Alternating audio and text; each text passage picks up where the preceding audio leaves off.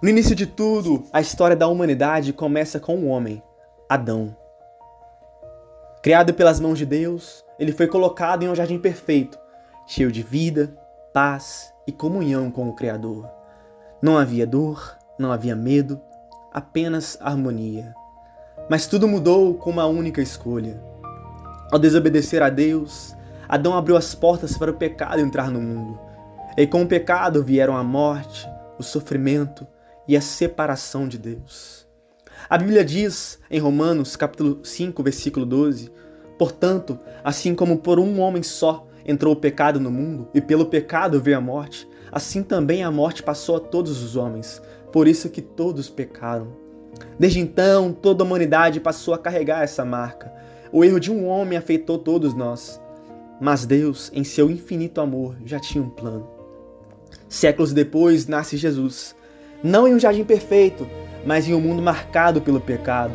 Ele viveu entre nós, enfrentou tentações, dores e desafios. Mas diferente de Adão, ele nunca pecou. A palavra de Deus nos mostra, em Hebreus capítulo 4, versículos 15, porque não temos um sumo sacerdote que não possa compadecer-se das nossas fraquezas, porém um que, como nós, em tudo foi tentado, mas sem pecado. Onde Adão falhou, Jesus venceu.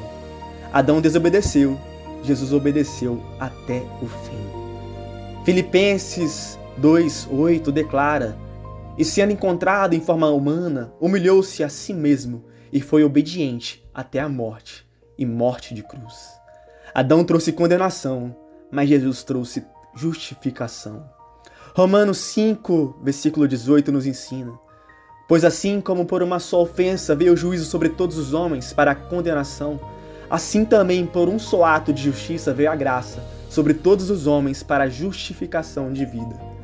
Adão abriu o caminho para a morte, mas Jesus abriu o caminho para a vida eterna. Em 1 Coríntios 15, 22 está escrito: porque assim como todos morrem em Adão, assim também todos serão vivificados em Cristo. É por isso que Jesus é chamado de último Adão, e é por isso que o reconhecemos como nosso Salvador. Em 1 Coríntios 15, 45, o primeiro homem, Adão, foi feito alma vivente, o último Adão, espírito vivificante. Essa comparação revela uma verdade poderosa. Deus não desistiu da humanidade. O que foi perdido no Éden começou a ser restaurado na cruz. Hoje, todos nascem em Adão, com uma natureza marcada pelo pecado.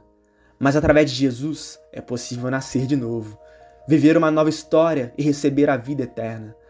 A escolha continua diante de nós, permanecer em Adão ou viver em Cristo. Porque onde o pecado aumentou, a graça se tornou ainda maior. Essa é a mensagem do Evangelho.